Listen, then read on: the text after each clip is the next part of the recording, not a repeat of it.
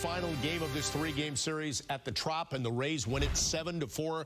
Another potential series win slips away. This one with the Yankees leading 4-2 going into the sixth. Yeah, it's a disappointing ending again to another series and another rubber game that you can't pull this one out because the Yankees had a lead in the middle of this game, and they gave up the lead in the sixth inning with those 4 runs against. And I was looking forward to the last 9 outs of this game to see how the Yankees were going to respond offensively, and they did not. I mean, 9 up, 9 down the last 3 innings. They went very quietly. Things got interesting in the 8th inning with Abreu and Arozarena. But when you're looking for a Yankee team and looking for a little fight on the last game of a series, when you give up the lead in the middle of this game, there was not a whole lot of fight at the back end. So again, 4 hit batsmen for the Rays, 1 for the Yankees in a 7-4 Tampa Bay win as Tampa Bay scores 5 unanswered runs. The Rays pitchers retiring the last 16 Yankees hitters, and as you mentioned, the last 9 once they lost the lead. So you look at what happened, and it's almost interesting because they don't face each other again this season. You wonder how that would have played out had they. Well, there's a lot of history between these two teams for the last couple of years, so it's not very surprising that there are going to be some high tensions when these two teams play.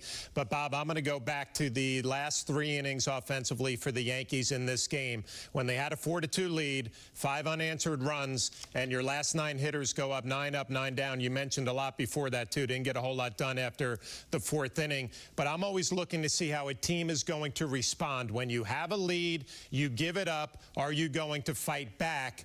Didn't look like a whole lot of fight to me offensively the last 3 innings. You see the bottom of the first, allow home run. That's an 0-2 pitch, Bob, where Higgy's setting up right down the middle. That's confusing to me to begin with. But then you look at the bottom of the 4th and where Higgy's setting up on the outside corner away from a righty. It just seemed to me that got Rodon back on track with his lanes, with his lines, with his direction towards home plate. I'm not sure if it was a concerted effort, but it was noticeable to me, and the numbers were much better. The 7 strikeouts is what you really like from this outing, because we have been talking the strikeout hasn't been much of a weapon for him this year. Also 18 swings and misses. That's a season high. He only had 3 in his last start against the Nationals. They made a lot of contact against him. This courtesy of Toyota, by the way, as we went inside the numbers on Rodon. And again, you mentioned being a different pitcher, but finding command of those 2 pitches. He has to have that if that's all that he's throwing, just those 2. Yeah, and I had been confused watching Rodon earlier in his starts when you watch the catcher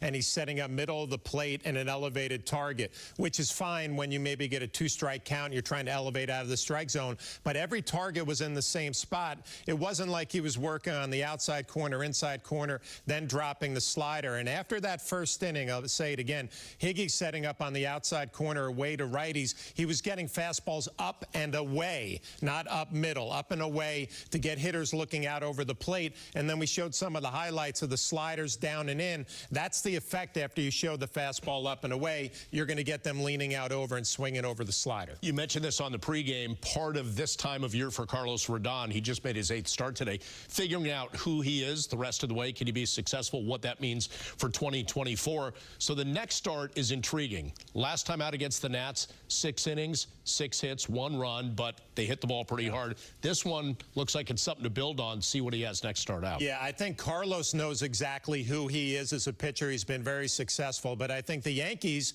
are trying to figure out what do we need to do to put you in a position to be successful. Maybe the little adjustment with the catcher's target today. Whatever it is, Carlos is looking to finish up strong, build on that momentum the last month. Today might have been the first step with those 7 strikeouts.